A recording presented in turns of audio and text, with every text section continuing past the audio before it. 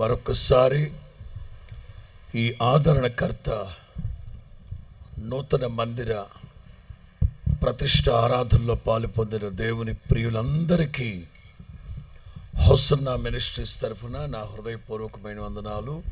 దేవునికి స్తోత్రాలు. ఈ శుభవేళ కొన్ని ప్రాముఖ్యమైన మాటలు మీతో పంచుకుంటాను. ఆ తదుపరి మందిరాన్ని దేవునికి పునఃప్రతిష్ఠించుకుందాం. తల కిందకి దించాలి. 11వ కీర్తన స్లో, అక్కడే పెట్టి స్లో పెట్టి. 11వ కీర్తన 4వ వాక్యం. 11వ కీర్తన 4వ వాక్యం. ఉదయాన్నే ఉప్పు తినేసి వచ్చుంటే బాగుండేది కదమ్మా.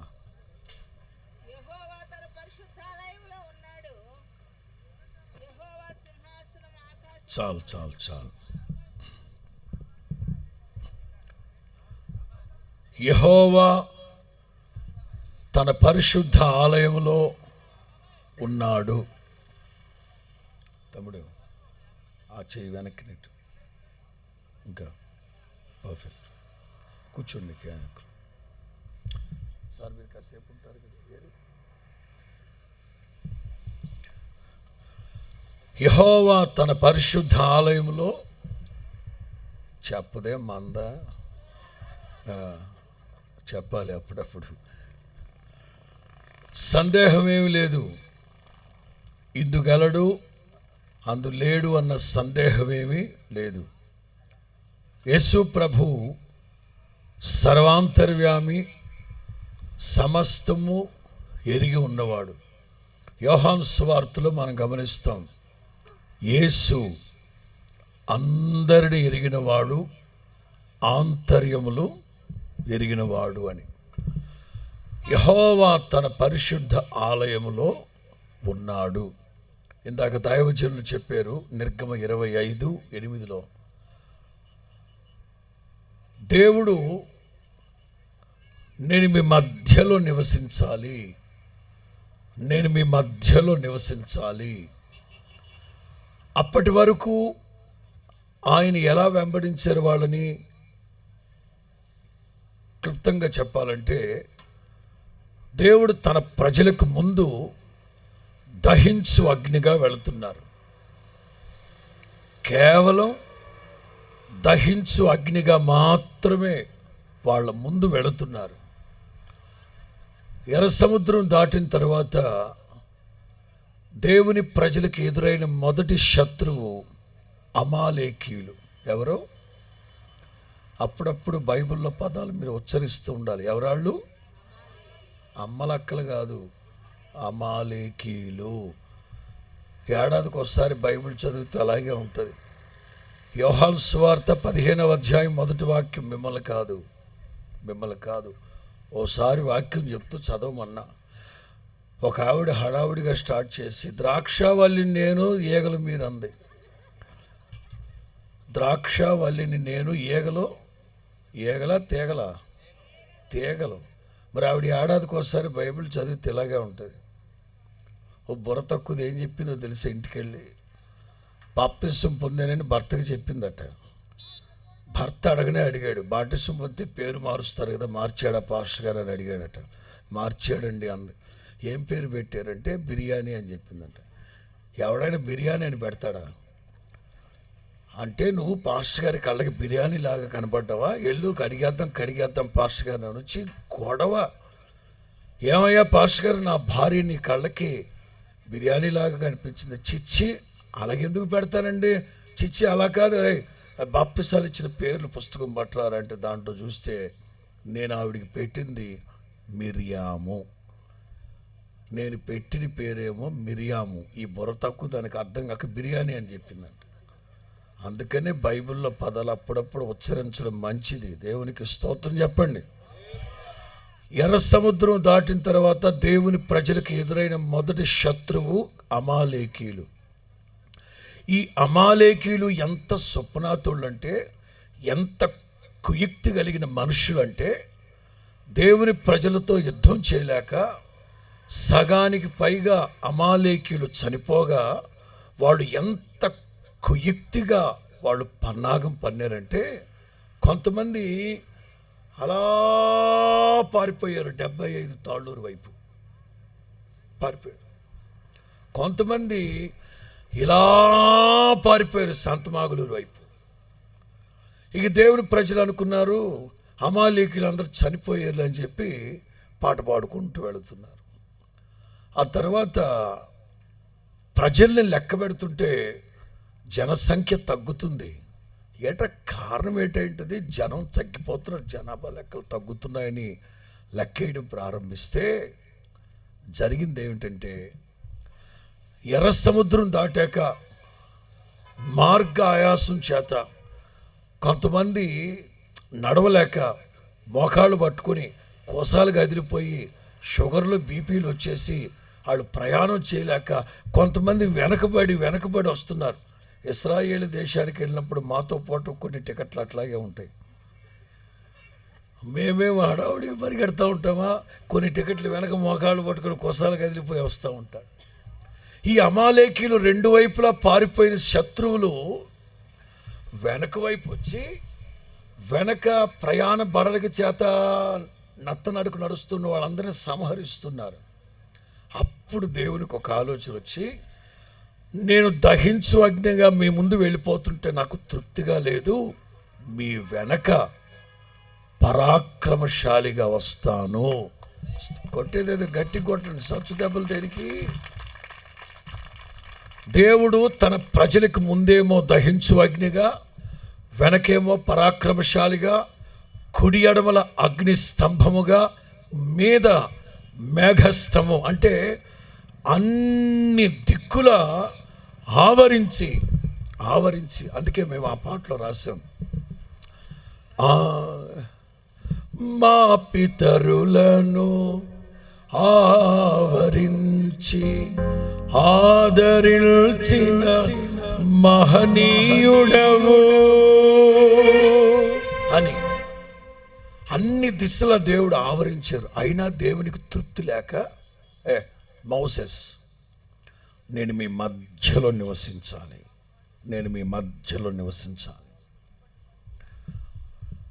దేవుని మందిరం అనేది మహానుభావుల మనస్సులో పుట్టిన ఆలోచన కాదు. పెద్ద మనుషులందరూ కూడబలుక్కొని ఆ దేవునికి ఏదో కట్టి పెడతారు. పాప దేవుడు పేదాడు, దేవుడి గతిలేనోడు, ఓ పంచేద్దారు బాబు, ఎవరో మన దయా దాక్షిణ్యాలు కాదు, సాక్షాత్తు దేవుడే చెప్తున్నారు, మీరందరూ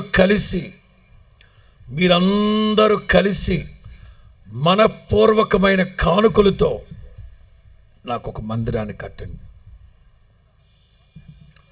నేనంటాను యేసు ప్రభు మాటలుగా, ఆకాశ పక్షులకి గూళ్ళున్నాయి, నక్కలకి బొరియలున్నాయి. ఆకాశ పక్షులకి గూళ్ళున్నాయి, అవే కట్టుకుంటున్నాయి. నక్కలకు బొరియలున్నాయి, అవే తవ్వుకుంటున్నాయి.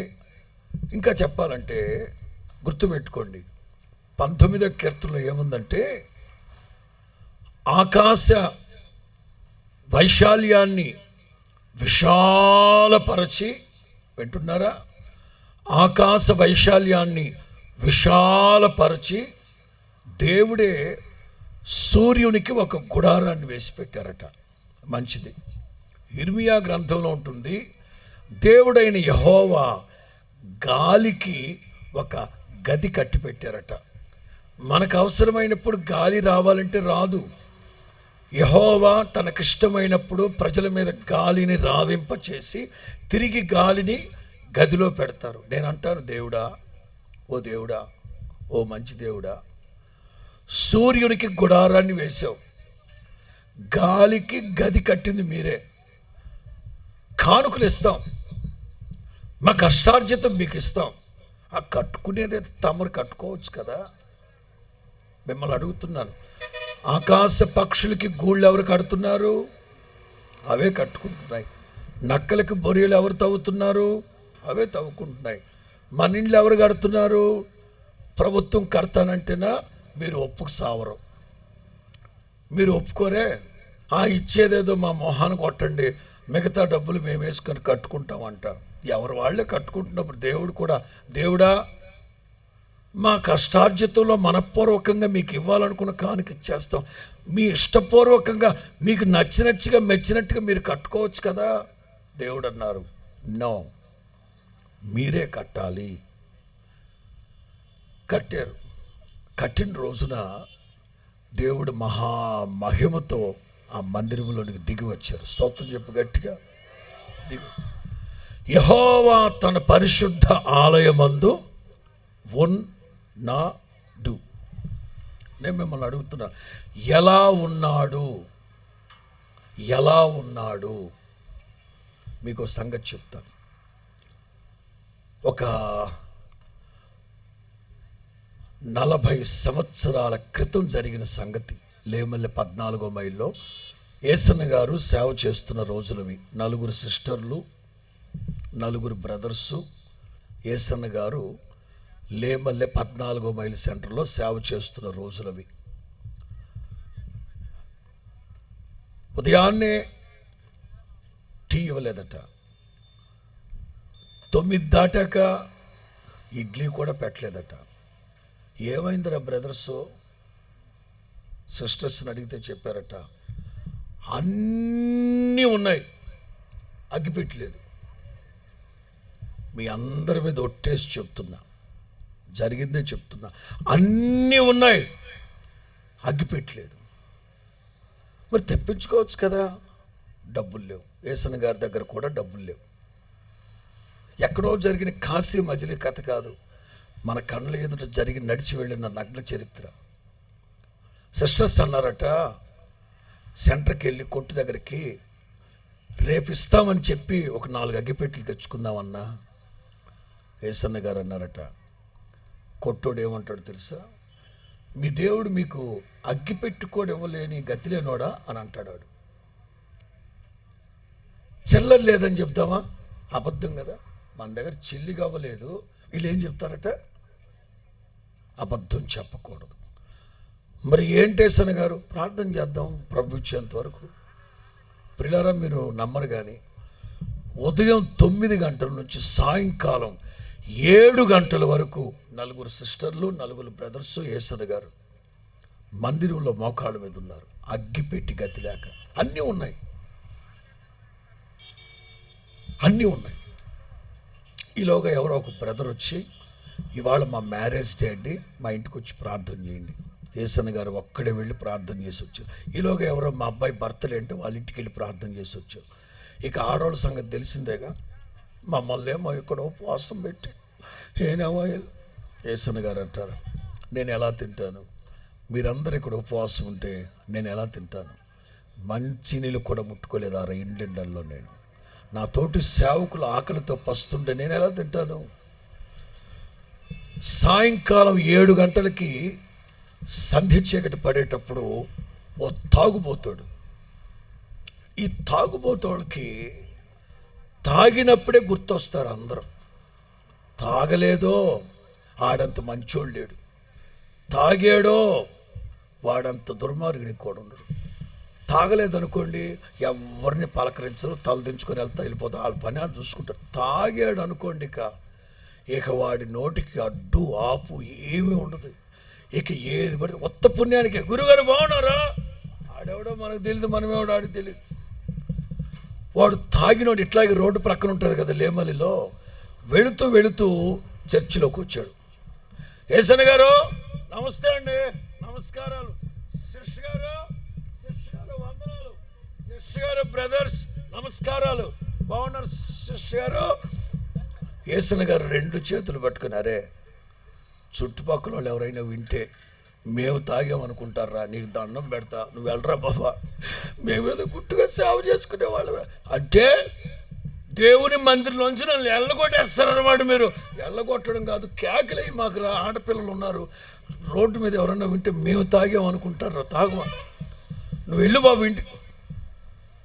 యేసుబాబు ఏం చెప్పాడు? ఏ యేసుబాబు? యేసుబాబు అంటే యేసు ప్రభు, అటు తాగుపోతాడు. యేసుబాబు ఏం చెప్పాడు?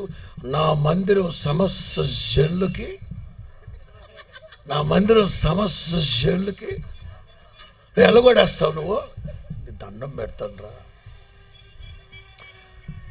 ఏదో కానుకిచ్చుకున్నామని వచ్చే చర్చిలో ఎలగొడుతున్నావుగా, వెళ్తాలే కానుక అయితే రా బాబు రా. మేము ఉదయం నుంచి దానికోసమే ప్రార్థన చేస్తున్నాం. ఇక్కడ ఉత్తగా ఇచ్చేస్తారు మరి. ఇక్కడ ప్రభువుని చూపెట్టు ఇస్తానన్నాడంట. వీడికి ఎట్లా చూపెట్టాలి ప్రభువుని? వాక్యులు ఏమనుంది? హృదయ శుద్ధి గల వారు ధన్యులు, వారు దేవునిని. మనోడేమో ఫుల్ లోడ్లో ఉంది బండి. ప్రభువుని చూపెట్టు, నేను కానుకిస్తానన్నాడంట. మన మందిరాల్లో విగ్రహాలు ఉండవు ఏమా? యేసుబాబు విగ్రహం పెట్టారా? మరియమ్మ తల్లి గారు, జోసఫ్ తల్లి గారు లేడుగా. వీడికి ఎట్లా? యేసన్న గారు తిన్నగా తీసుకెళ్ళి వాక్యం చూపెట్టి, బాబు ఇదిగో ఏంటి పెయింటింగ్ చూపెట్టి దేవుడు అంటున్నావు ఏంటి అన్నాడు. ఆడు పెయింటింగ్ కాదు బాబు, ఆది యందు వాక్యం ఉండును, వాక్యం దేవుని యొద్ద ఉండు. వాక్యం ప్రసంగాలు వద్దు మన దగ్గర. మనిషిని చూపెట్టి ఇప్పుడు చూపెడితే కానుకిస్తా. మన పైగా 100 రూపాయలు ఒకటి తీసి, ఆ రోజుల్లో 100 రూపాయలు అంటే 1,00,000 రూపాయలతో సమానం. ఇప్పుడు పైగా 100 రూపాయల కాగితం తీసి కానుకిస్తా. వీడికి ఎలా చూపెట్టాలి అని కానుక పెట్టి దగ్గరికి తీసుకెళ్ళాడట. కానుక పెట్టి దగ్గరికి తీసుకెళ్ళి ఏదో చెప్పబోయే లోపు మరలా ఆడే, అది ప్రభు ఇందులో ఉన్నాడని చెప్పు, నమ్ముతా. అంతేగాని ఇది చూపెట్టి దేవుడు అంటే పిచ్చోడు కాదు ఇక్కడ. సరేరా కానుకేరా, అందులో ప్రభు ఇందులో బజ్జున్నాడా? నువ్వు ఎట్లా అనుకుంటే అట్లాగా. ఎప్పుడు లెగుస్తాడు? యేసన్న గారు చెప్పకమునిపే వాడే, వద్దులే లెగ్గొట్టు, మాకు ఉదయాన్నే వస్తాను మరలా అని 100 రూపాయలు వేసి వెళ్ళిపోతే, ఆ 100 రూపాయలు తీసుకెళ్ళి అగ్గిపెట్టి తెచ్చుకొని వంట చేసి ఆ రాత్రికి భోజనం చేసి పడుకున్నారు. అలాంటి పునాదుల మీద కట్టిన సంఘం ఇది హోసన్నా మినిస్ట్రీస్. నేను ఇప్పుడు మీకు చెప్పదలిచింది ఏంటంటే, యెహోవా తన పరిశుద్ధ ఆలయమందు ఉన్నాడు. కిరణ్ సతీష్ ఫోన్ చేస్తున్నాడు. యెహోవా తన పరిశుద్ధ ఆలయమందు ఉన్నాడు. ఎలా? వాక్యమై ఉన్నాడా? కానుక పెట్లో ఉన్నాడా? విగ్రహమై ఉన్నాడా? ఎలా ఉన్నాడు? సాక్షాత్తు దేవుడే చెప్పారు, ఆకాశం అందే కానీ, భూమి అందే కానీ, భూమి కింద నీళ్ళ అందే కానీ నేను తప్ప వేరొక దేవుడు మీకు ఉండకూడదు. ప్రతిమని కూడా, విగ్రహాన్ని కూడా మీరు తయారు చేయకూడదు యేసు నామములో. స్తోత్రం చెప్పు గట్టిగా. మనం ఆరాధిస్తున్న దేవుడు ఆత్మస్వరూపి. యెహోవా తన పరిశుద్ధ ఆలయం మీద ఉన్నాడు. ఎలా ఉన్నాడు? 68వ కీర్తన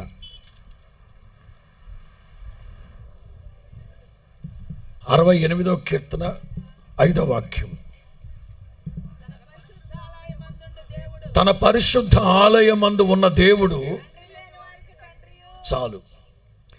తన పరిశుద్ధ ఆలయమందు ఉన్న దేవుడు ఎలా ఉన్నారంటే, ఏ క్యారెక్టరిస్టిక్ కలిగి ఉన్నారంటే, తండ్రి లేని వారికి, లేకపోతే తండ్రి లేరనే మాట కూడా పక్కకు తీసేస్తే, తన పరిశుద్ధ ఆలయమందు ఉన్న దేవుడు తండ్రి వలే. స్తోత్రం చెప్పండి గట్టిగా. తండ్రి వలే. హల్లెలూయా.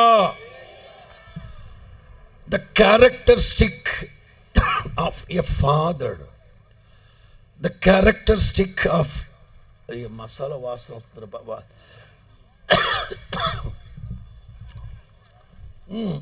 The characteristic of a father. తన పరిశుద్ధ ఆలయమందు ఉన్న దేవుడు తండ్రి వలే. తండ్రి క్యారెక్టర్ ఏమిటి? ఆ మధ్య స్వర్గీయ యేసన్న గారు ఆ పాట రాశారు. ఏ పాట? జ్యోతిర్మయుడా నా ప్రాణప్రియుడా స్తుతి మహిమలు నీకే. ఆ చరణాలన్నీ మీరు గమనిస్తే, నా పరలోకపు తండ్రి, పరలోకపు తండ్రి, పరలోకపు తండ్రి. యేసు ప్రభువు కూడా తరచుగా పరలోకమందున తండ్రి, పరలోకమందున తండ్రి, పరలోకమందున తండ్రి అనేవారు. ఒకరోజు ఫిలిప్పు యేసయ్య దగ్గరకు వచ్చి, యేసయ్యా పరలోకమందున్న తండ్రి, పరలోకమందున్న తండ్రి అంటున్నారు కదా. ఒక్కసారి పరలోకమందున్న తండ్రిని చూపిస్తావా? ఒక్కసారి పరలోకమందున్న తండ్రిని చూపెడతావా? యేసు ప్రభు ఆలోచించారు. ఇప్పుడు గనక ఈ ఫిలిప్కి తండ్రిని కానీ చూపెడితే రేపటి రోజున వచ్చి అమ్మను కూడా చూపెడతావా అంటాడు. బుర్ర తక్కువడు. అందుకే యేసు ప్రభు అన్నారు, నన్ను చూస్తే నా తండ్రిని చూసినట్టే. నన్ను చూస్తే నా తండ్రిని చూసినట్టే. ప్రియులారా, మీరు గమనించాలి, యెహోవా తన పరిశుద్ధ ఆలయమందు ఉన్నాడు. ఎలా ఉన్నారంటే, తన పరిశుద్ధ ఆలయమందు ఉన్న దేవుడు తండ్రి వలే ఒక్క 3-4 మాటలు మీకు తెలియపరుస్తాను. ఆ తదుపరి ప్రార్థనా మందిరాన్ని ప్రభు పేరట ప్రతిష్ఠించి నేను వెళ్తాను. ఎందుకంటే ఇవాళ గోరంట్లలో సాయంకాలం 6 గంటలకే ప్రార్థనా పండుగ. వాస్తవంగా సభాముఖంగా చెప్తున్నాను, నేనైతే డేట్ ఇవ్వాల. పెళ్లి జరుగుతూ ఉన్నప్పుడు పెళ్లిలో హడావుడిగా మాట్లాడుతూ ఉంటే నేను కన్యాకుమారి వెళ్ళాలి, చాలా హడావుడి కార్యక్రమాలు ఉన్నాయి, నేను తర్వాత చెప్తానులేండి అన్నాను. గమ్మత్తు ఏంటంటే ఈ ప్రాంతం అంతా వాల్ పోస్టులు వేసిన సంగతి నాకు నిన్న తెలిసింది. సరే, ఇటు దేవుని కార్యాలు, ప్రభు ప్రేరణ. ఎందుకంటే కొత్త పాట రాస్తా ఉన్నాం ఇవాళ, రేపు తెల్లవారుజామున జగన్మోహన్ రెడ్డి గారి దగ్గరికి వెళ్ళి ఆయన కోసం ప్రార్థన చేసి బయలుదేరి హైదరాబాద్ వెళ్ళాలి. రేపు జగన్మోహన్ రెడ్డి గారి పుట్టినరోజు. ఎర్లీ మార్నింగ్ ఆయన దగ్గరికి వెళ్ళి ప్రార్థన చేసి హైదరాబాద్ వెళ్ళాలి. కొత్త పాట రాస్తూ ఉన్నాం. ఏ పరిస్థితిలో కూడా ఇక్కడికి రావడానికి ఆస్కారం లేదు. తెల్లవారు 4 గంటలకు గుంటూరు వచ్చాను నేను. ఎవరో మీలో గట్టిగా ప్రార్థన చేసినట్టున్నారు. అందుకే ప్రభు నన్ను తీసుకొచ్చి, లేకపోతే మాకు నేను రాకపోయినా పెద్దగా వాళ్ళు బాధపడరు. ఎందుకంటే అంత మందే కదా. హల్లెలూయా చెప్పండి. యెహోవా తన పరిశుద్ధ ఆలయమందు ఎలా ఉన్నారు? ఆయన తండ్రి వలె. తండ్రికి ఉన్న క్యారెక్టర్ మొదటిది, తండ్రి తన పిల్లల్ని కనికరిస్తారు. 103వ కీర్తన 103వ కీర్తన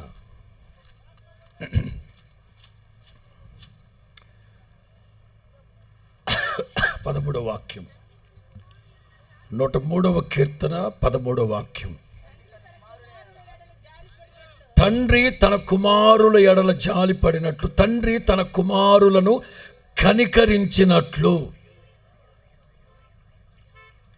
మొదటి స్వభావం తండ్రిలో ఉన్న మొట్టమొదటి ఒక మంచి సుగుణాలలో ప్రాముఖ్యమైనది, తండ్రి తన పిల్లల్ని కనికరిస్తాడు, కరుణిస్తాడు, జాలిపడతారు, కటాక్షం చూపిస్తారు. వాక్యంలో రాయబడిన మాట, ఎంత ఘోర పాపినైనా, చెప్పండి, ఎంత ఘోర పాపినైనా నా ప్రభు కరుణించి, కనికరించి, క్షమించి నీతిమంతునిగా మారుస్తారు. ప్రియులారా, నీతిమంతుడు లేడు, ఒక్కడైనా లేడు. గమనించాలి మీరు జాగ్రత్తగా. ప్రతి మనిషి, క్రైస్తవుడైనా క్రైస్తవేతరుడైనా, ప్రతి మనిషి జన్మ కర్మ పాపాలతో మిళితమై ఉన్నాడు. జన్మ కర్మ పాపాలలో నుంచి మనిషిని విడిపించాలి అంటే ఆ వ్యక్తికి మనిషి మీద కనికరము, జాలి ఇవన్నీ ఉండాలి. అందుకే 2000 సంవత్సరాల క్రితం ఏ మానవత్వము లేని, ఏ మంచి మానవత్వం లేని ఈ మానవాళిని కరుణించి కనికరించడానికి మహామహిమను విడిచి మట్టి మనుషులను కలుసుకోవడానికి యేసు క్రీస్తు ఈ లోకానికి దిగి వచ్చారు. అదే నిజమైన క్రిస్మస్. స్తోత్రం చెప్పు గట్టిగా, హల్లెలూయా. తండ్రి తన కుమారులని కనికరించినట్లు, జాలిపడినట్లు, కటాక్షించినట్లు దేవుడు తన బిడ్డలు తన చెంతకు వచ్చేవాళ్ళు ఏమాత్రం, వాక్యంలో రాయబడిన మాట, నా యొద్దకు వచ్చు వారిని నేను ఎంత మాత్రమునో, నా యొద్దకు వచ్చు వారిని నేను ఎంత మాత్రమునో త్రోసివేయను. సొలొమోను దేవుని మందిరాన్ని కట్టాడు. 7 సంవత్సరాలు దేవుని మందిరాన్ని కట్టాడు. 14 సంవత్సరాలు అంతఃపురాన్ని కట్టుకున్నాడు. 7 సంవత్సరాలు దివారాత్రులు దేవుని మందిరం దగ్గర ఉండి దేవుని మందిరాన్ని కట్టిన వ్యక్తి కనుక, దేవుని మందిరం యొక్క విశిష్టత ప్రాముఖ్యత తెలిసిన వ్యక్తి కనుక, ఆ రోజు ప్రార్థన చేస్తూ మాట్లాడుతూ చాలా విషయాలు మాట్లాడితే దేవుడు అంటారు, నా మందిరానికి ఎవరైనా వచ్చి తమను తాము తగ్గించుకొని తమ పాపములు ఒప్పుకొని ప్రాధేయపడితే నిశ్చయముగా వాళ్ళ పాపాలను నేను క్షమించి కరుణించి నీతిమంతులుగా మారుస్తాను. చప్పలు కొడుతూ దేవునికి స్తోత్రం చెప్పండి గట్టిగా, హల్లెలూయా. మొట్టమొదటిగా తండ్రి తన కుమారుల ఎడల జాలి పడినట్లు, కనికర పడినట్లు, నేను బైబిల్లో ఉన్న ఒక ఇద్దరిని, ఒక 2 క్యారెక్టర్స్, ఒకటి దావీదు, 2 తప్పిపోయిన కుమారుని యొక్క తండ్రి గురించి నేను మీతో మాట్లాడతాను. గమనించాలి. దావీదు ఎన్నెన్నో డక్క మొక్క దెబ్బలు తిని రాజయ్యాడు. రాజైన కొన్నాళ్ళకే సొంత కొడుకు అబ్షాలోం, ఎవరాడు అబ్బుగాడు కాదు, అబ్షాలోం దావీదు ఎన్ని డక్కా మొక్కలు దెబ్బలు తిని రెప్పపాటులో వెంట్రుక వాసిల ప్రాణాపాయాల నుంచి తప్పించుకొని ఎన్నో శ్రమలకి నిందలకి ఓర్చి రాజైతే కన్న కొడుకు తండ్రికి విరోధంగా లెగిసి కన్న తండ్రిని సింహాసనం మీద నుంచి ఈడ్చేశాడు. కన్న తండ్రిని దేశ దిమ్మరిని చేసిన దుర్మార్గుడు అబ్షాలోం. అంతటి దుర్మార్గుడు తండ్రికి విరోధంగా లెగిసి ఏదో చేయాలనుకుంటే అహీతోఫెలు అనే ఒకడు ఆడికి చెప్పాడు, ఒరే దావీదంటే ఏమనుకుంటున్నావురా, అమ్మా నాన్న గురించి నాకు బాగా తెలుసు, ఏంట్రా దేశం తొక్క, ఏంట్రా నీకు తెలిసిందే, సింహపు గుండె వంటి గుండె కలిగిన వాడు సహితం, సింహపు గుండె కలిగిన వాడు సహితం మీ నాన్న పేరు చెప్తే నీరు గారిపోతే తడిసిపోద్ది, దాడికి ఎగేసుకెళ్తాడు, బాగా అంత ధైర్యశాలి. అట్లాంటి దావీదు సింహాసనం దగ్గర నుంచి వెళ్ళిపోయేటప్పుడు ఏం చెప్తాడో తెలుసా, మనం పారిపోదాం పదండి, అబ్షాలోం మనల్ని చంపేస్తాడేమో. ఏం మనిషిరా దావీదు నువ్వు, వాడు బతికెంత బచ్చాగాడాడు అంటే కొడుకు మీద ఎంత ప్రేమో.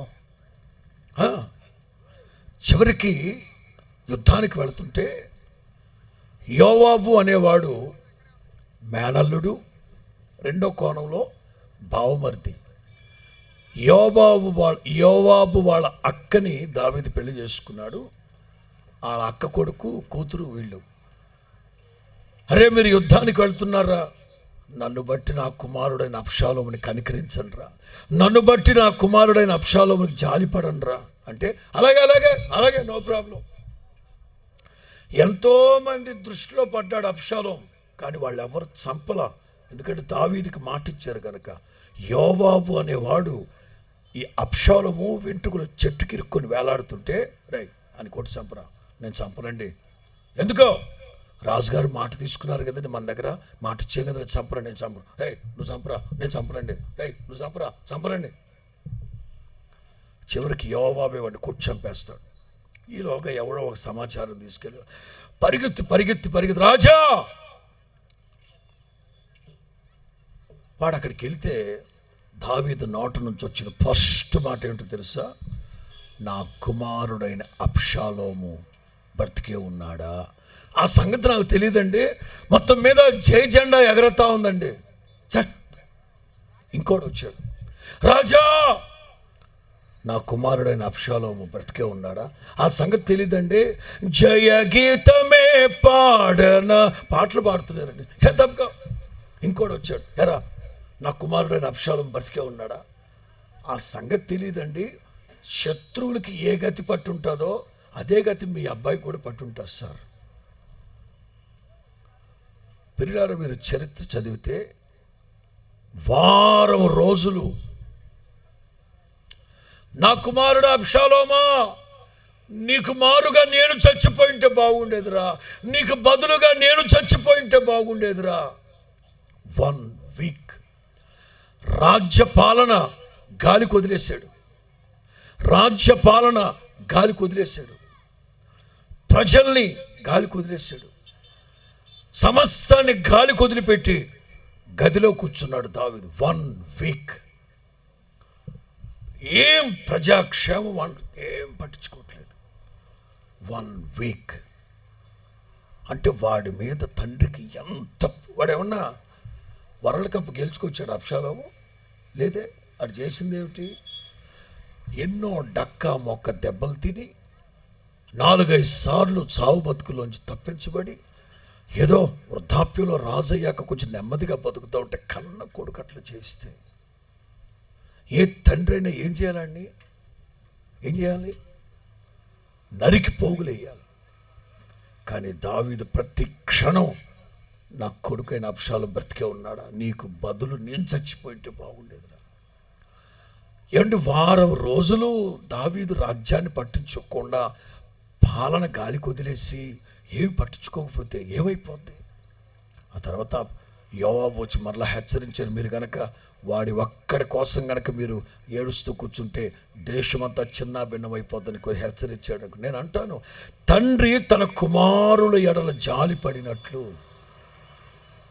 నిశ్చయముగా ఈ మందిరం వైపు చూస్తూ వెళ్ళే వాళ్ళకి ఒక దైవ ప్రత్యక్షత కలుగునుగాక, మారు మనస్సు కలుగునుగాక, పశ్చాత్తాపం కలుగునుగాక.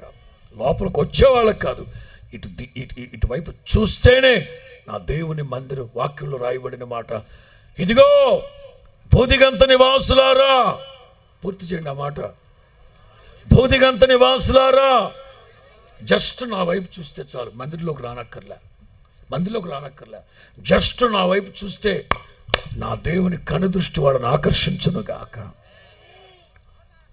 2 తప్పిపోయిన కుమారుడు తండ్రి, వాడు ఏమైనా ఘనకార్యం చేశాడా? లేదే.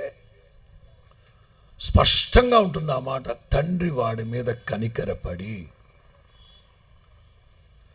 ఈ మధ్య ఒక మర్మాన్ని గుర్తుపట్టాను. వాస్తవంగా ధర్మశాస్త్రం ప్రకారం ఎవడైనా కన్న కొడుకు ఆస్తిని దుర్వినియోగం చేసి, ఆస్తిని నాశనం చేసి వెళ్ళిపోయి మరలా తిరిగి వస్తే వాడిని రాళ్ళతో కొట్టి చంపేయాలి. అట్లు చేసి చెడుతనాన్ని మీ మధ్యలో నుంచి తొలగించాలి అని రాసింది. వినండి, కన్న కొడుకు అదిగో వస్తూ ఉన్నాడు, చిన్న కొడుకు వస్తున్నాడు అక్కడి నుంచి. తండ్రి లేచి పరిగెత్తుకుంటూ వెళ్ళి వాడు మెడ మీద బడి ముద్దు పెట్టడం అనేది సెకండరీ. మొదట వాడిని అలా కౌగిలించేసుకున్నాడు. ఎందుకో తెలుసా? వాడు తండ్రి ఆస్తిని పంచమని తీసుకొని దూరదేశం వెళ్ళిపోయి దుర్వ్యాపారం చేసిన సంగతి ఊళ్ళో వాళ్ళందరికీ తెలుసు. ఇప్పుడు ఊళ్ళో వాళ్ళందరికీ తెలుసు కనుక వాడు ఊళ్ళో అడుగు పెడుతున్నాడు అని తెలియగానే రాళ్ళతో కూడా చంపేస్తారు. అందుకే కన్న తండ్రి, జనరల్గా వ్యవహారికంగా మాట్లాడుకుందాం, వాడు వెళ్ళిపోయి 13 సంవత్సరాలు అయింది అనుకుందామా, తండ్రి ప్రేమ తెలియక, తల్లిదండ్రుల ప్రేమ తెలియక కొంతమంది కుర్ర కుంకలకి చిత్తకార్తి కుక్కల్లాగా తిరుగుతూ ఉంటారు. తండ్రి ప్రేమ ఏంటో తల్లిదండ్రుల ప్రేమ తెలియక 13 ఏళ్ల క్రితం వెళ్ళిపోయాడు. వాడు మరలా తిరిగి వచ్చాడు.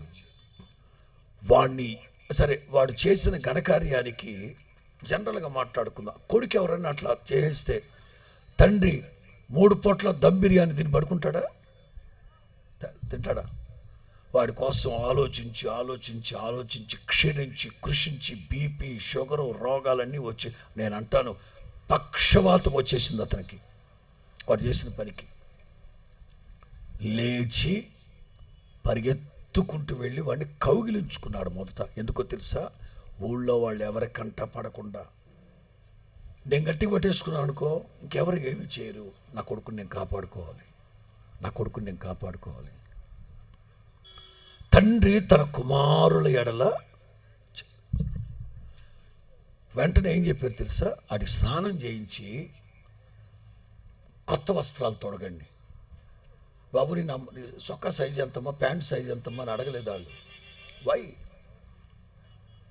తండ్రి ఏ సంవత్సరానికి ఆ సంవత్సరం, ఏ సంవత్సరానికి ఆ సంవత్సరం, ఏ సంవత్సరానికి ఆ సంవత్సరం ఊహించుకుంటున్నాడు. నా కొడుకు ఇంత ఎత్తు అయి ఉంటాడు, ఇంత పొడవు అయి ఉంటాడు, ఇంత లావు అయి ఉంటాడు, ఇంత అయి ఉంటాడు, అంత అయి ఉంటాడు. ఏ ఏడాదికి ఆ ఏడాది, ఏడాదికి ఆ ఏడాది వాడు నాన్న వాడి కోసం బట్టలు కొని పెడుతున్నాడు. ఏడాది వస్తాడేమో, ఏడాది వస్తాడేమో, ఏడాది వస్తాడు. ఈవెన్ రింగ్ ఆల్సో, రింగు కూడా వాడి సైజు రింగు కొని పెడుతున్నాడు. ఏ ఏడాదికి ఆ ఏడాది, ఈ ఏడాది వస్తాడు. చెప్పులు కూడాను ఎప్పటికప్పుడు ఏ క్షణాన నా కొడుకు వచ్చినా వాడికి సరిపడా perfect dress, ring and chappals రెడీగా పెట్టి అది తల్లిదండ్రుల ప్రేమ. వాడు ఎంత దుర్మార్గుడైనా ఊళ్ళో వాళ్ళ రాళ్ళు వాడి మీద పడకుండా తండ్రి తన కుమారుల ఎడల జాలి పడినట్లు. పిల్లరా, సుంకరి పరిసయుడు చరిత్ర మీకు తెలుసు. సుంకరి తిరుగుబోతాడు, తాగుబోతాడు, క్రమహీనంగా ప్రవర్తించున్నాడు. ఎప్పుడైతే తండ్రి సన్నిధికి వచ్చాడో, దేవుని మందిరానికి వచ్చాడో, నా ప్రభు వాడిని కనికరించి వాడిని పాపం నుంచి విడుదల కలుగు చేసి నీతిమంతునిగా మార్చాడు. పిల్లరా, రాబోతున్న రోజుల్లో ఈ మందిరం వైపు చూసిన, మందిరంలో అడుగుపెట్టిన నిశ్చయముగా వాళ్ళని, వాళ్ళ కుటుంబాన్ని నా దేవుడు కనికరించునుగాక. చెప్పండి గట్టిగా. తండ్రి తన కుమారుల ఎడల జాలిపడినట్లు. 2, తండ్రిలో ఉన్న సెకండ్ క్యారెక్టరిస్టిక్. రెండోది ఒక్కొక్కటిగా నేను మీకు తెలియపరుస్తాను. రెండో క్యారెక్టర్ ఏంటంటే, తండ్రి తన పిల్లల యొక్క భారాన్ని భరిస్తాడు. చదువుదాం ఆ మాటలన్నీ. సంఖ్యాకాండం 11:12. సంఖ్యాకాండం 11:12.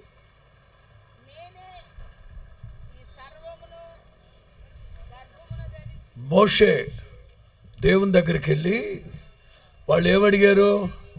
ఏమండి మోషే గారు, ఏడాయ్ కాకరకాయలు, కేకరకాయలు, ఉల్లిపాయలు, తెల్ల ఉల్లిపాయలు తిని ఒళ్ళంతా సేదెక్కిపోయింది సార్. ఇదిగో కూర్చుంది, మాంసం పెట్టకపోయారా? చెయ్యి ఎంత ఉందో చూడండి. కొంతమంది ఉంటారు సిగ్గు ఎగ్గు లేకుండా 3 పళ్ళాలు తిని, వదినా పెరుగు ఒక ముద్ద పెట్టవా అంటారు. ఏంటి ఇది ఒక ముద్ద? ఇది ఒక ముద్ద. సార్ మోషే గారు కాకరకాయలు, కేకరకాయలు తిని ఒళ్ళంతా సేదెక్కిపోయింది సార్, కూర్చుంది మాంసం కూర పెట్టండి సార్ అన్న. మోషే అన్నారు, అలాగే ప్రార్థన, నత్తోడు కదా, ప్రార్థనలో ఉండండి, నేను ఇప్పుడే వస్తానని దేవుని దగ్గరికి వెళ్ళి మామూలు చంపేయి, యాదో బతుకు అని చంపేయి, నన్ను బతకడం, చంపేయి నన్ను. దేవుడు అడిగారు, ఏమైంది మోషే? లేకపోతే ఏంటండి బాబా, ఒక్కడు పందులు తిన్నట్టు తింటాడంట, మోసం. నేనే వెళ్ళని అంటే ఆ రోజుల్లో మగాళ్ళు గర్భం ధరించేవారా? నేనే వీళ్ళందరినీ గర్భం ధరించానా? నేనే వీళ్ళందరినీ కన్నానా? ఆ రోజుల్లో అంటే క్రీస్తు పూర్వం మగాళ్ళు పాలిచ్చేవాళ్ళ ఏంటి? పాలిచ్చు తండ్రి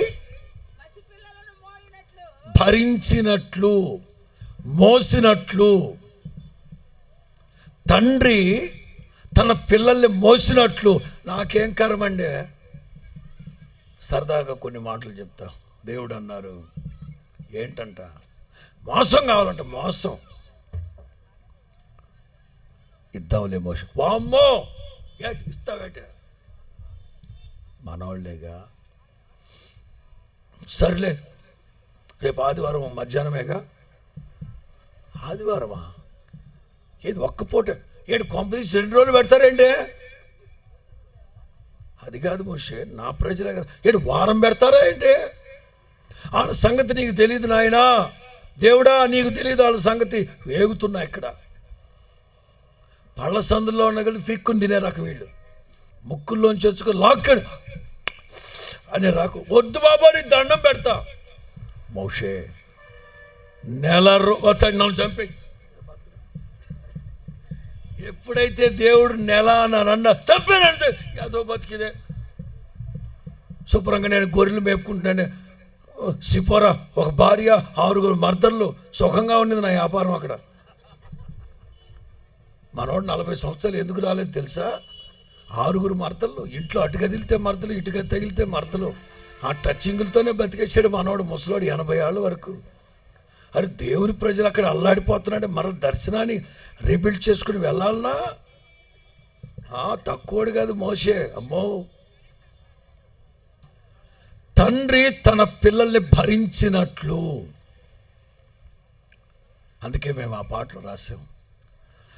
పక్షిరాజువై నీ రెక్కలపై మోసితివే, నీవే నా తండ్రివై నా బాధ్యతలు భరించితివే. మొదలు శృతి ఎతకాలి, అప్పుడు కార్డు పెట్టకూడదు. ఏ కార్డు పెట్టావు? అది నువ్వు ప్రాక్టీస్ చేసిన కార్డు. నేను మెసేజ్లో ఉన్నప్పుడు వేరే కార్డులో పాడతాను. అప్పుడు నిదానంగా కీ వెతకాలి, ఏ శృతిలో పాడుతున్నాడు వెతకాలి. స్తోత్రం చెప్పు గట్టిగా. పాడేంత ఓపిక లేదు, నాకు టైం అయిపోతుంది, నేను వెళ్ళాలి, వేరే కార్యక్రమాలు ఉన్నాయి. ద్వితీయోపదేశకాండం 1:31. Deuteronomy chapter 1:31. నువ్వు ఎవరో ఉప్మా తిని రావాల్సిందమ్మా. నువ్వు ఎవరో మరి ఇక్కడన్నా కూర్చోవాలి, గాల్లో మాట్లాడుతున్నావు అక్కడ. స్టేజ్ మీద ఉన్న వాళ్ళు చదవండి ఎవరన్నా. ఐగుప్తులోను అరణ్యములోను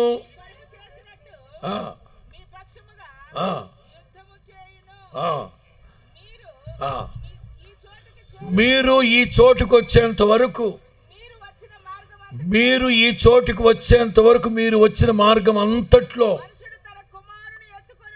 చూసారా, ఎత్తుకొనినట్లు అనడం కంటే కూడా భరించినట్లు.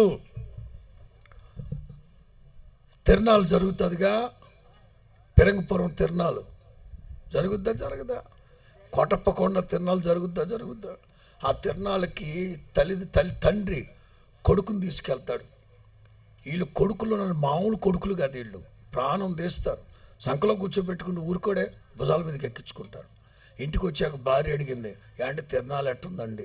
వాసిపోయిందిగా అన్నాడు. వాసిపోయిందా? ఏంటి వాసింది? చెవులు. తిరణాలకి వెళ్ళి బొడ్డోని భుజాల మీద కూర్చోబెట్టుకుంటే వాడు బొడ్డోడని నాన్న చెవులు పట్టుకున్నాడు. వాళ్ళ నాన్న తిన్నగా పోతుంటే చెవులు గట్టిగా మెలిడి తిప్పుతున్నాడు వాళ్ళ నాన్నని. వాడు ఏదైతే చూడాలనుకుంటాడో వాళ్ళ నాన్న తిప్పలేదు అనుకో, గట్టిగా పిసురుతున్నాడు. భార్య అడిగింది, తిరణాలు ఎట్టుంది? వాసింది అన్నాడు. అలాగని రే దున్నపోతా దిగరా కిందకంటాడా? దించడు. తండ్రి ఏదో ఒక తల్లి అయితే అంటుంది అండి, రే తోడనట్టున్నావు ఎంతకాలం వెతుకోవాలరా నిన్ను అంటుంది. కానీ బిడ్డ ఎంత బరువున్నా తల్లి అయినా తల్లి సంగతి దేవుడికి, తండ్రి మాత్రం మోస్తాడు. చెట్టంత ఎదిగిన కొడుకు వాడికి మోర్సలు జబ్బు వస్తే అమ్మ కొడుకుని మోసిందంటే అమ్మ క్యారెక్టరే ప్రేమని పునికి పుచ్చుకొని పుట్టిందే అమ్మ చెట్టంత ఎదిగిన కొడుకు ఎంత చేసినా మనం పెద్దగా మనకి ఎమోషన్స్ ఉన్నాయి. ఎందుకంటే అమ్మ క్యారెక్టరే ప్రేమ కనుక చేసుద్ది అమ్మ. కానీ ఒక తండ్రి అనేది ఒక డిగ్నిఫైడ్ డిసిగ్నేషన్. తండ్రి ఒక చెట్టంత ఎదిగిన కొడుకుని భుజాల మీద వేసుకొని వస్తున్నాడు అంటే గుండెలు ద్రవించిపోతాయి, గుండెలు కరిగిపోతాయి. ఎందుకంటే బాధ్యత. యెహోవా తన పరిశుద్ధ ఆలయమందు ఉన్నాడు. ఎలా ఉన్నాడు? తండ్రిలాగా ఉన్నాడు. తండ్రికి ఉన్న రెండవ క్యారెక్టర్ ఏమిటంటే, తండ్రి తన పిల్లల యొక్క బరువు బాధ్యతల్ని భరిస్తారు. దేవునికి స్తోత్రం కలుగునుగాక. మీరు వచ్చిన ఈ మార్గం అంతటిలో ఏ మార్గాలు? ఒకటి, వారు అది వరకు ఎన్నడూ వెళ్ళని మార్గం. 2, అరణ్య మార్గం. 3, ఎర్ర సముద్రం మార్గం. ఎన్ని మార్గాల్లో మనం నడిచినా నా దేవుని ప్రియులారా, మన దేవుడు మనల్ని విడిచిపెట్టకుండా మన బాధ్యతలు, మన భారం అంతటిని భరించడం. ఇదిగో మన యొక్క పాప భారాన్ని తొలగించడానికి ప్రభు అన్నారు, ప్రయాసపడి పూర్తి చేయండి, ప్రయాసపడి భారాన్ని మోస్తూ ఉన్న సమస్త జనులారా, జాతి, కుల, మత, వర్గ, పేద, ధనిక, ప్రాంత, మిషన్ భేదం లేదు, సమస్త జనులారా, come unto me, I will give you rest. నా యొద్దకు రండి. అని నాకేం భారం లేదని, నేను బాగానే ఉన్నాను. చచ్చినోడా, పాప భారం ఉంది నీ మీద పాప భారం ఉంది. ఒక్కొక్కరికి ఒక్కొక్క భారం. అందుకే వాక్యంలో రాయబడిన మాట, నీ భారం అంతటిని నీ యొక్క విచారాలన్నీ, నీ చింత యావత్తు ఆయన మీద వేసే. తండ్రి భరించే దేవుడు. మనం వచ్చే మార్గం అంతట్లో మనల్ని ఎత్తుకొని, ఎక్కడ మనకు ఇబ్బంది కలగకుండా ఆత్మ సంబంధమైన మార్గాల్లో నడిపించేవాడే మన తండ్రి. 3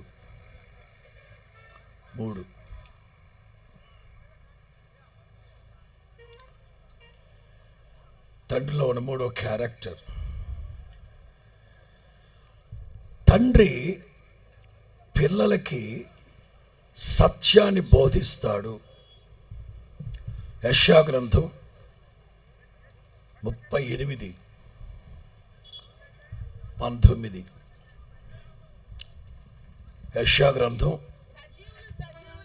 38:19.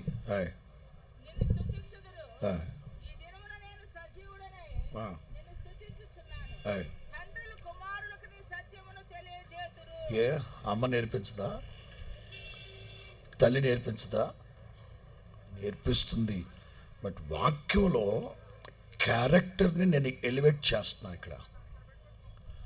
యెహోవా తన పరిశుద్ధ ఆలయమందు ఉన్నాడు. ఎలా ఉన్నాడంటే ఓ తండ్రిలాగా ఉన్నాడు. తండ్రిలో ఉన్న 3వ ఒక సుగుణం, మంచి లక్షణం ఏంటంటే, తండ్రి తన పిల్లలకి సత్యాన్ని నేర్పిస్తాడు. మంచి బుద్ధులు నేర్పిస్తాడు. మీకు సరదాగా చెప్తాను. మార్తమ్మకి, మంగమ్మకి నీళ్ళ పంపుల దగ్గర దెబ్బలాట వచ్చింది అనుకోవడం ఎందుకు? నీళ్ళ పంపులు అన్నాక గొడవలు జరుగుతాయి, జుట్లు పట్టుకుంటారు, పల్నాటి యుద్ధం జరుగుద్ది. ఇది సృష్టి ధర్మం, జరుగుతాయి. మార్తమ్మకి మంగమ్మకి కాసేపు రసవత్రంగా సాగింది యుద్ధం వాళ్ళిద్దరి మధ్యలో. బిందెలు తీసుకుని, ఇత్తడి బిందెలు సైతం సొట్టడిపోయాయి. ఇక ఈ మంగకి ఓపిక సాలక సడన్గా బిందె అక్కడ పెట్టి, ఇదిగో మార్తమ్మ, నువ్వు ప్రార్థనకి వెళ్తావుగా, మీ పాస్టర్ గారు ఇదే నేర్పించాడా నీకు? నేను గనక అక్కడుంటే, వసే మంగ, ఓపిక ఉంటే గుద్దులాడు, ఓపిక ఉంటే జుట్టు పట్టుకుని గుద్దు. మధ్యలో పాస్టర్ గారు ఎందుకు వచ్చాడు చెప్పు? మధ్యలో పాస్టర్ గారు ఎందుకు వచ్చాడు?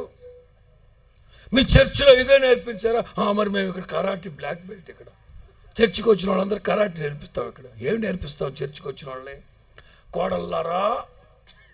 కోడళ్ళారా, మీ అత్తని నీవు జయించాలంటే మొదట జుట్టు పట్టుకొని మెడ మిలేసి డొక్కలో గతికి ఇది నేర్పిస్తావా? పురుషులారా, మీ భార్యలు మీకు కట్టుబడి ఉండాలంటే, విధేయురాళ్ళై ఉండాలంటే అని మీకు భార్యలారా, మీ భర్త సిట్టంటే సిట్టు, అలా ఉండాలంటే మీ భర్తలు ఇక్కడ కట్టేసుకుని తాళం గుత్తి కట్టుకున్నట్టు చెప్పు. ఇది నేర్పిస్తాం ఇక్కడ? ఏం నేర్పిస్తాం ఇక్కడ? ఒక సేవకుడు, ఒక తండ్రి సంఘానికి పిల్లలకి ఏం నేర్పిస్తాడు? అమ్మాయిలు ఎలా పటాయించాలో నేర్పిస్తాడా? కొంపలు ఎలా కోల్చాలో నేర్పిస్తాడా? వసే మంగ పగిలిపోతుంది నీకు. ఓపిక ఉంటే గుద్దురు, అంతేగాని పాస్టర్ గారు ఇదే నేర్పించాడంటే తప్పు కదా. అది తండ్రి తన పిల్లలకి సత్యాన్ని,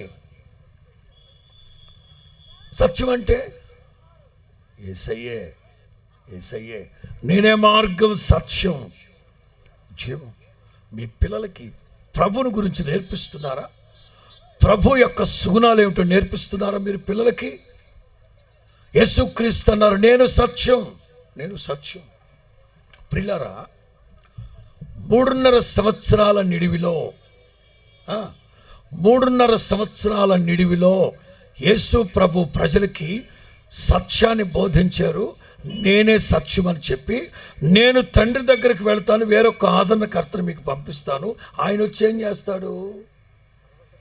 అయ్యా, నేను 3.5 సంవత్సరాల్లో మీకు బ్రీఫ్ ఇన్ఫర్మేషన్ ఇచ్చాను, పరిశుద్ధాత్మను వచ్చినప్పుడు డీప్ ఇన్ఫర్మేషన్లోకి మిమ్మల్ని తీసుకెళ్తాను. దేవుని ప్రజలు సత్యాన్ని ఆశ్రయించాలి. సత్యాన్ని ఆశ్రయించండి, సత్యము మిమ్మల్ని స్వతంత్రులుగా చేయునుగాక. స్తోత్రం చెప్పు గట్టిగా.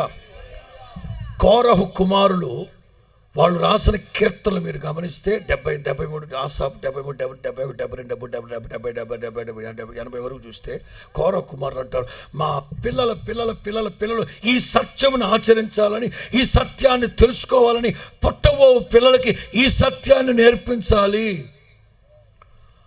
18 సంవత్సరాలు నేను మా ఇంట్లో ఉన్నాను. 18 సంవత్సరాలు నేను మా ఇంట్లో ఉన్నాను. 31 సంవత్సరం అయింది నా దేవుని ఇంట్లోకి వచ్చి. 31 years. ఈ 31 సంవత్సరాల్లో నేను పరిశీలించిన అంశం ఏమిటంటే, ఆ తరం వారందరూ బాగానే భక్తి చేస్తున్నారు, ఆ తరం వారందరూ సంఘాన్ని, సేవకులను బాగానే గౌరవించారు. ఆ తర్వాత వస్తున్న తరాలు ఉన్నాయే, సంఘం పట్ల ఆసక్తి లేదు, దేవుని మందిరం పట్ల విశ్వాసం లేదు, సేవకుల పట్ల గౌరవం ఉండట్లేదు. చెడబుట్టిన తరం అనాలి ఇట్లాంటి వాళ్ళని. న్యాయాధిపతుల గ్రంథంలో అదే రాసింది. ఆ పెద్దల తరం వారందరూ యెహోవాని, ఆయన చేసిన ఆశ్చర్య కార్యాలను బట్టి కృతజ్ఞత కలిగిన వాళ్ళని నమ్మకస్తులుగా బ్రతికి సచ్చారు. ఆ తర్వాత తరానికి యెహోవానైనను, యెహోవా ఇశ్రాయేలీల కోసం చేసిన కార్యములనైనను ఎరగని ఒక జనరేషన్. ఏం నేర్పిస్తున్నారు మీరు? సంఘం పట్ల, దేవుని మందిరం పట్ల, సేవకుల పట్ల, భక్తి పట్ల, నిత్యత్వం పట్ల పిల్లలకి నేర్పిస్తున్నారా? తండ్రి తన పిల్లలకి సత్యాన్ని బోధిస్తాడు. అబ్రహామును గూర్చి దేవుడే చెప్తారు. అబ్రహాము గురించి నాకు ఒక నమ్మకం ఉంది. ఏంటంటే, అబ్రహాము తన తర్వాత తరం నీతిగా, భక్తిగా, సత్యాన్ని అనుసరించి నడవాలని అబ్రహాము వాళ్ళకి బోధిస్తాడు. నాకు తెలుసు ఆ సంగతి. ఆదికాండం 18-19 18-19 బుక్ ఆఫ్ జెనసిస్ 18వ అధ్యాయం 19వ వాక్యం.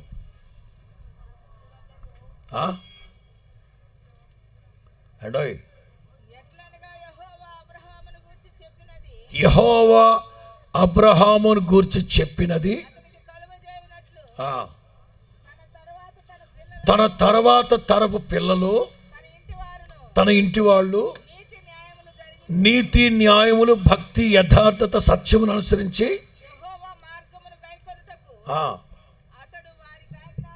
స్తోత్రం చెప్పండి గట్టిగా. అతడు వారికి ఆజ్ఞాపిస్తారు. మీరేం నేర్పిస్తున్నారు పిల్లలకి? మీ తర్వాత సంతతి దేవుని మందిరంలో ఉండాలి కదా. రాజమండ్రి మహాదేవుని గొప్ప మందిరం, రాజమండ్రిలో మహాదేవుని గొప్ప మందిరం నిర్మించబడింది. ఆ మందిరానికి పునాదులు వేయడానికి సేవకులు అందరూ ఉన్నాం. మాతో పాటు చిన్న చిన్న పిల్లలు, మగపిల్లలు, ఆడపిల్లలు కాదు, మగపిల్లలు. ఎందుకంటే ఆడపిల్లలు పెళ్ళయి అత్తారింటికి వెళ్ళిపోతారు, వాళ్ళకి అంత బాధ్యత ఉండదు. చిన్న మగపిల్లల్ని ఆ పునాది వేసిన గోతుల్లోకి దించి ప్రార్థన చేసి వాళ్ళతో పునాది వేయించాను. ఎందుకో తెలుసా? ఆల్మోస్ట్ నాకు 49 ఏళ్ళు వచ్చాయి. కొంచెం కాలం ఉంటాం, ఆ తర్వాత ప్రభు దగ్గరికి వెళ్ళిపోతాను. పెద్దోళ్ళ తరం అంతా వెళ్ళిపోద్ది. ఈ తర్వాత తరము మందిరాన్ని కాచుకొని ఉండాలి. మందిరంలో యథార్థమైన భక్తిని చేయాలి. వాళ్ళ కుటుంబాలు ఏదైనా తప్పు చేశారనుకో, పాస్టర్ గారు పేట అని కొట్టి సంఘంలో నుంచి బహిష్కరిస్తున్నాను అన్నాడు అనుకోండి, వాళ్ళు ఏమంటారు? మేము ఎక్కడికి వెళ్తామండి, మా చేతులతో పునాది వేసుకున్నాం ఈ మందిరానికి కదా. అయితే క్రమశిక్షణ కలిగి బ్రతుకు, బాధ్యత ఉండాలిరా మీకు సంఘం పట్ల. ఎవరి కాళ్ళు వెచ్చలవిడికి వెళ్ళిపోకూడదు. మీరు మీ తర్వాత సంతతి తరతరాలు సన్నిధిలో సాక్షులుగా మీ పిల్లలకు నేర్పించాలి. ఇవాళ ఈ దేవదూతలు చేయలేని మహిమ కలిగిన పరిచయంలో నేను నిలబడి ఉన్నాను. నా మట్టుకైతే నేను నిలబడి సేవ చేస్తున్నానంటే నా తండ్రి నాకు నేర్పించిన మార్గం, నా తండ్రి నాకు బోధించిన సత్యం. అందుకే ఆ పాటలో రాసుకుంది. ఇప్పుడు పెట్టి ఈ మైనర్ కీ ఒక టచ్, ఈ మైనర్ కీ. నీ సత్య మార్గములో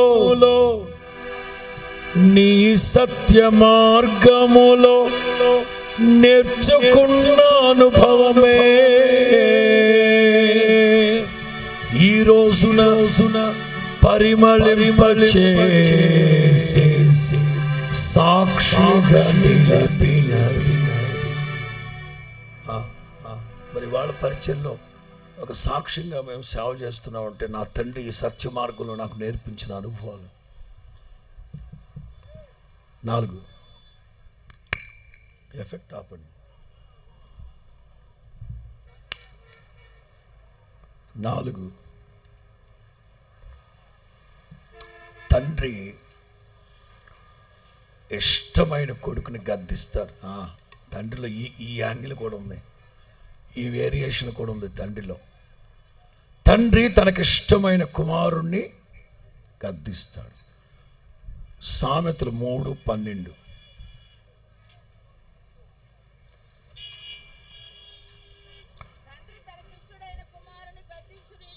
ఇష్టం లేనివాడినైతే విచ్చలవిడిగా వదిలేస్తాడు, ఆడి సావాడు చత్తాడులేని. ఎన్నిసార్లు గద్దించినా వినని కుమారుడు. తల్లిదండ్రులు కూడా పిల్లలకి కొన్నాళ్ళు పాటు చెప్తారు, వినట్లేదనుకోండి వదిలేస్తారు. తల్లిదండ్రులు వదిలేశారా, వాడి బ్రతుకు కుక్కలు చింపిన విస్తరేక.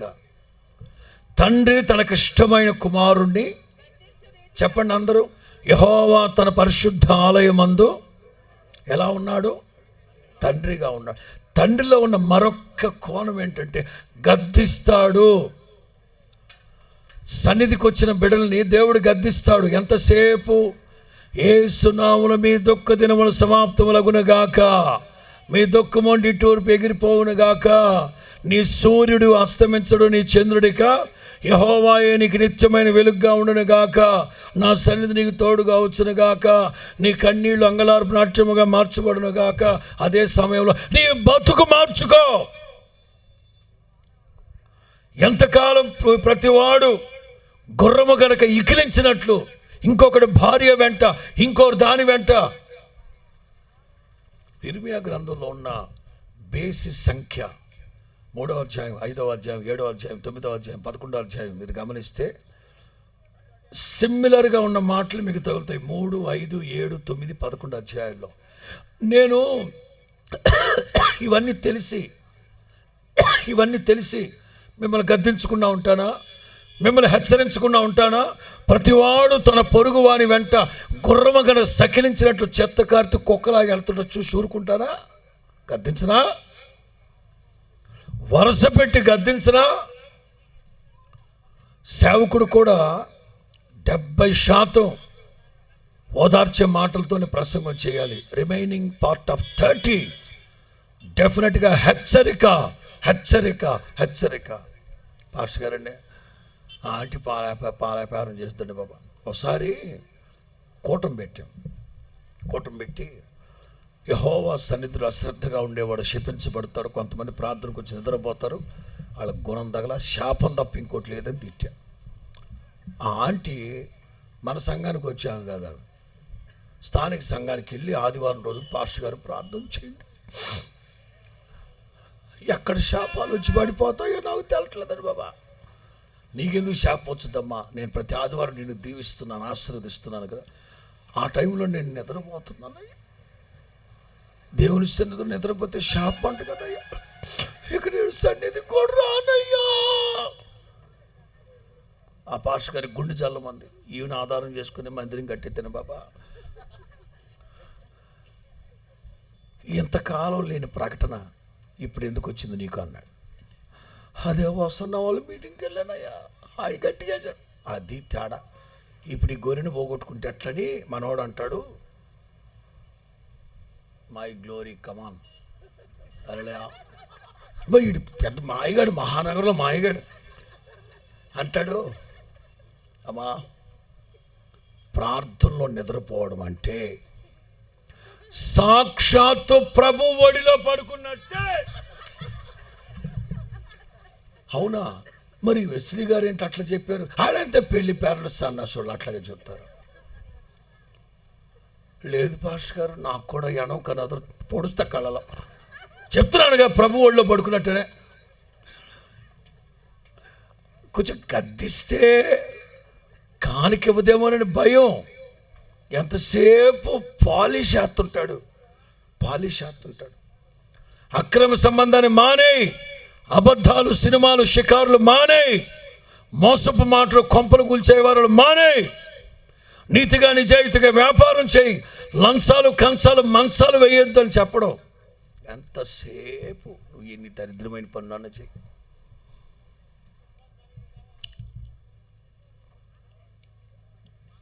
కావలి నెల్లూరు మధ్యలో బెట్రగుంట అని ఒక ఊరు ఉంది. కావలి నెల్లూరు మధ్యలో బెట్రగుంట,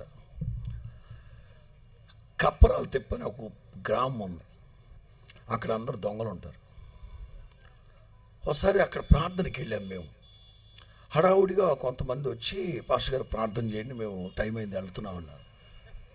ఆయన ప్రార్థన చేస్తున్నాడు, ప్రభు ఆ బిడ్డలను మీ చేతికి అప్పు చెప్తున్నాం, వెళ్తున్నారు క్షేమంగా, ఏ శత్రువు చేతిలో చిక్కకుండా క్షేమంగా తిరిగి రావాలి, బిడ్డలు దీవించబడాలి. నేను అన్నాను, పాస్టర్ గారు ప్రార్థన ఉంది కదా, ఒక 2 hours తర్వాత వెళ్ళొచ్చు కదా వాళ్ళు ప్రార్థన ముగించుకుని. అంటే జీటీకి టైం అయిపోయిందండి, వెళ్ళిపోవాలి. ఎక్కడికి వెళ్తున్నారు? ఏది శత్రువు ఏదో అంటున్నారంటే, ఏం లేదు, వాళ్ళు జీటీలో దొంగతనానికి వెళ్తారు విజయవాడ వరకు, ఎక్కడ పోలీసు వాళ్ళు దొరక. వామ్మ, ఈ పాస్టర్ గారి దృష్టిలో వాళ్ళు ఎవరు? పాస్టర్ దృష్టిలో పోలీసు వాళ్ళు ఎవరు? దుష్టులు, శత్రువులు అంట. వీళ్ళు దొంగతనానికి వెళ్ళేవాళ్ళేమో ఆత్మీయులు, పోలీసు వాళ్ళకేమో. మళ్ళీ చెప్పాను, బాబు నమ్మకంగా ఉండండి, పాస్టర్ గారు ఎప్పుడైనా మేము తేడా చేసాం చెప్తున్నా, మీరు దోచుకొచ్చిన దాంట్లో 10 భాగం దోపం సన్నిధికి ఇచ్చారు. ఈడెవడరా వీడు పాస్టర్ అనేవాడు. తండ్రి తనకిష్టమైన కుమారుణ్ణి ఎందుకు గద్దిస్తాడు అది తెలియాలి. ఎందుకు గద్దిస్తాడు? ఇష్టమైన కుమారుడే ఎందుకు గద్దిస్తాడు అది తెలియదు కొంతమందికి. హెబ్రీ పత్రిక 12:10, హెబ్రూస్ చాప్టర్ 12:10, వారు కొద్ది దినముల మట్టుకు తమకిష్టం వచ్చినట్లు ఎందుకు శిక్షిస్తారంటే, చదవమ్మా, అది తండ్రి తన కుమారుని ఎందుకు గద్దిస్తాడో తెలుసా? నాకు కలిగినదే పరిశుద్ధతలోకి నీవు ఎదగాలి. పరిశుద్ధతలో ఎదగడం కోసమే, క్రమశిక్షణ కలిగిన ఆధ్యాత్మిక జీవితం జీవించడం కోసమే తండ్రి గద్దించాలి. అదుగో శిక్షిస్తాడు. ద్వితీయోపదేశకాండం 8వ అధ్యాయం 3, 4, 5 చదవక్కర్లేదు. ద్వితీయోపదేశకాండం 8వ అధ్యాయం 3, 4, 5 తన పరిశుద్ధతలో పాలు పొందడం కోసమే. తల పైకెత్తండి.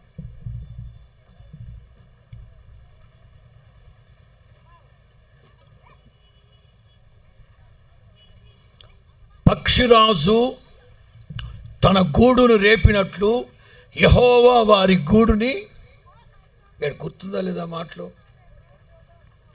పక్షిరాజు తన గూడును రేపినట్లు యెహోవా వారి గూడుని. నేను మిమ్మల్ని మాట్లాడుతున్నాను.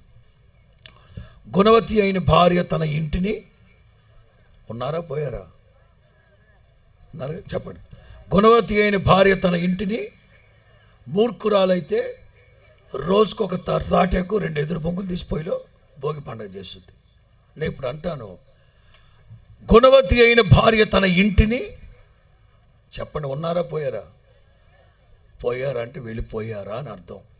ఉన్నారుగా? ఉంటే చెప్పండి. గుణవతి అయిన భార్య తన ఇంటిని ఎవరి చేతులతో కట్టింది? తన చేతులతో కట్టిన ఇంటిని తన చేతులతో పీకుద్దా? కాదు. అంతవరకు ఓకే. దేవుడే కదా దేవుని బిడ్డల కుటుంబాన్ని కట్టేది. God is a builder, not breaker. He is our builder, not breaker. అంతవరకు బాగానే ఉంది. గూడు కట్టింది దేవుడే. గూడు ఎందుకు రేపాడు? ద్వితీయోపదేశకాండంలో మీరు తర్వాత చూసుకోండి, 32లో ఉంటుంది. ఎందుకు రేపాడు దేవుడు? ఎక్కడ గూడు రేపాడు? అది తెలియాలి. 2 చెప్తా. న్యాచురల్ పక్షుల గురించి చెప్తాను, దేవుడు చేసింది చెప్తాను. దేవుడు ఇశ్రాయేలీల్ని 430 సంవత్సరాలకి ఐగుప్తులు బానిసత్వానికి తీసుకెళ్ళాడు. ఎవరి మహాభాగ్యం? అబ్రహాము యొక్క నిర్లక్ష్యం. రైట్. 430 సంవత్సరాలు. కీర్తన గ్రంథంలో ఏమంటుందంటే, తాత్కాలిక నివాసం కోసం దేవుడైన యెహోవా ఇశ్రాయేలుని ఐగుప్తుకి తీసుకెళ్ళి. ఐగుప్తు అనేది temporary shelter for gods people. అర్థమవుతుందా? కీర్తన గ్రంథంలో ఉంటుంది, తాత్కాలిక నివాసం చేయడానికి ఐగుప్తుకు తీసుకెళ్ళాడు. వీళ్ళు ఏం చేశారు? అక్కడే తిష్టేశారు. ఇక మన బతికింతే 400 కాదు 4000 సంవత్సరాలైనా మన బతికింతే ఈ రోతలోనే రొచ్చులోనే ఉందామని అక్కడే ఉన్నారు. దేవుడు అన్నాడు గూడు రేపాడు. అది మ్యాటరు. మిమ్మల్ని తీసుకెళ్ళింది టెంపరరీ, పర్మనెంట్ కాదు ఇక్కడ. అందుకు గూడు రేపేశాడు దేవుడు. ఇప్పుడు పక్షుల సంగతి చెప్తా. పక్షిరాజు అమ్మ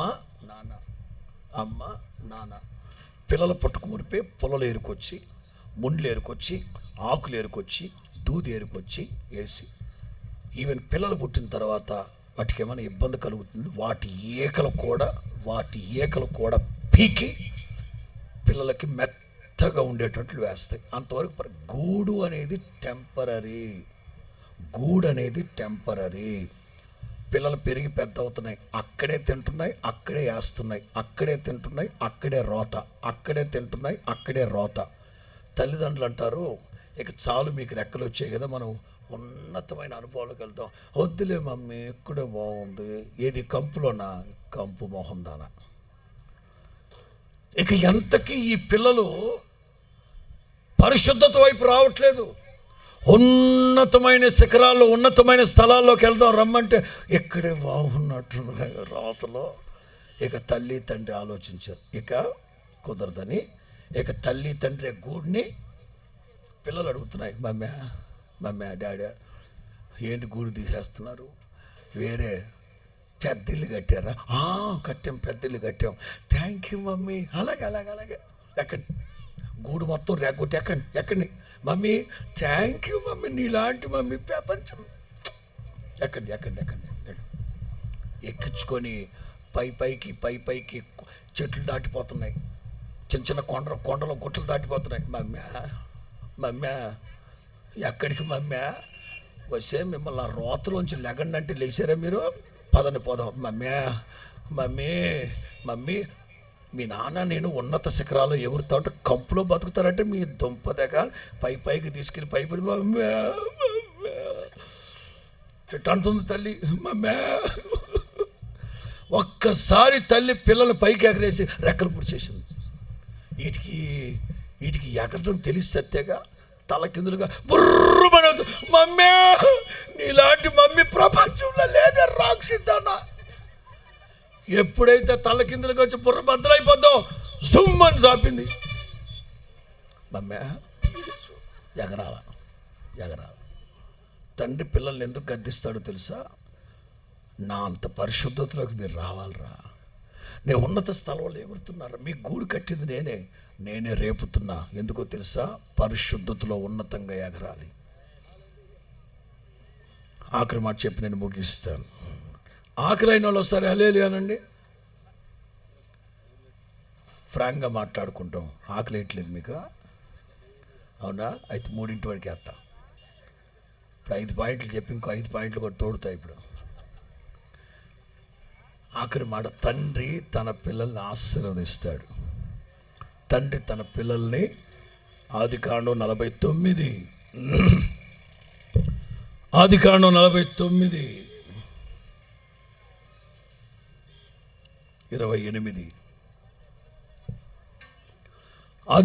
49:28. ఇవన్నీ ఇశ్రాయేలు యొక్క 12 గోత్రాలు. వారి తండ్రి వారిని ఆశీర్వదించిన విధానం చాలు. వారి తండ్రి క్యారెక్టర్ ఏంటంటే, మొదటిది కనికరిస్తాడు, 2 తండ్రి భరిస్తాడు, 3 తండ్రి సత్యాన్ని, 4 తండ్రి పిల్లలకి గద్దిస్తాడు, 5 తండ్రి పిల్లల్ని ఆశీర్వదిస్తాడు. మనలో మనం మాట్లాడుకుందాం. ఒకడినేమో 2 దొడ్ల మధ్యలో పడుకున్న బలమైన గాడిద అన్నాడు. ఇది దీవెన జోసఫ్ గారు? ఇది దీవెన? ఒరే కట్లపామ అన్నాడు. ఇది దీవెన? ఒరే బెన్యామీనా చీల్చే తోడేలా, ఇది దీవెన కాదే. మరి దీవెనని రాస్తుంది అక్కడ. ఏది దీవెన?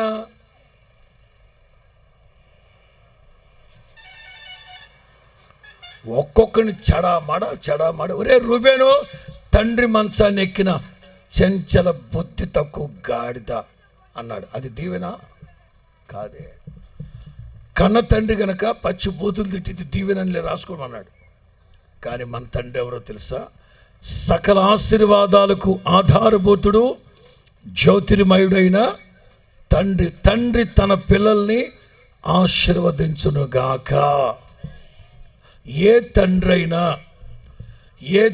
అయినా వినండి, ఏ తండ్రి అయినా కొడుకుని శపిస్తాడా? కొడుకుని సర్వనాశనం చేస్తాడా? కొడుకు జీవితాన్ని బజారు పాలు చేస్తాడా? ఒక తాగుబోతోడైతే, నోవాహు లాంటి తాగుబోతోడైతే, నోవాహు లాంటి వదరబోతోడైతే కొడుకుని శపిస్తాడేమో. కానీ ఏ తండ్రి కొడుకుని, యేసు ప్రభు అన్నారు,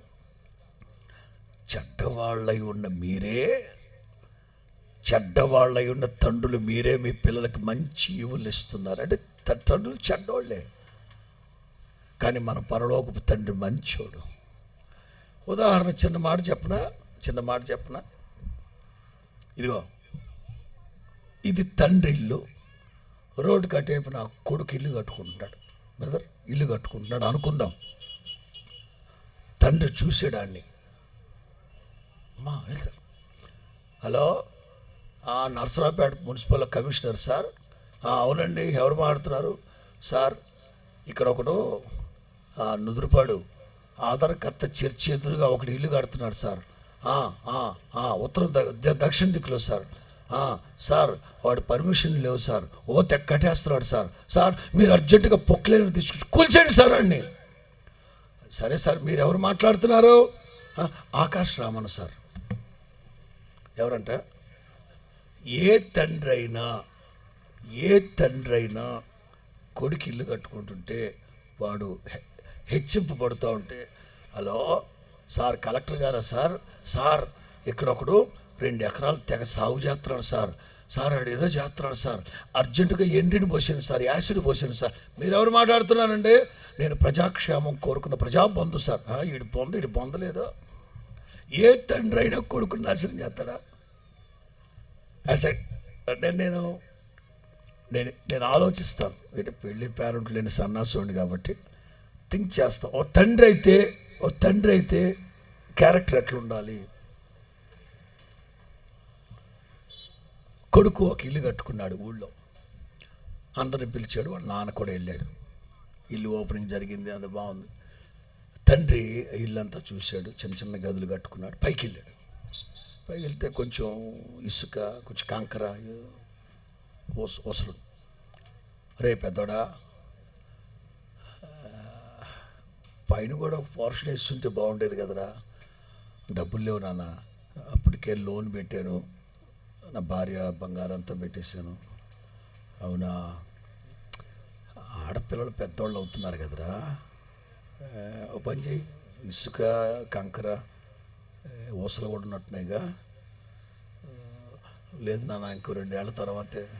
రేయ్, ఆడపిల్లలు పెద్దవాళ్ళు అవుతుంటే సరే ఓ పని చేయి, మీ అమ్మ దగ్గర ఒక 25,000 ఇచ్చి పెట్టినాను, కానీ ఖాళీగా ఉన్నప్పుడు టైం దొరికినప్పుడు మీ అమ్మ దగ్గరకు వచ్చి డబ్బులు తీసుకొచ్చి వెంటనే పైన ఒక పోర్షన్ వేసేసుకో, ఆడపిల్లలు ఉన్నారుగా అంటాడు. కానీ ఏ తండ్రి అయినా ఇల్లు ఓపెనింగ్ జరుగుతున్నప్పుడు దొడ్డానికి వెళ్ళి సార్ సార్ ఎవడైనా ఏ తండ్రి అయినా అలా చేస్తాడా? అరే, రక్త మాంసాలు పంచిచ్చిన మీరే మీ పిల్లల మీద అంత కన్సర్న్ కలిగి ఉంటే, మన కోసం కల్వరిలో ఆఖరి రక్తపు బొట్టు వరకు కార్చిన మన పరలోకపు తండ్రికి మనల్ని ఆశీర్వదించాలని ఉండదా?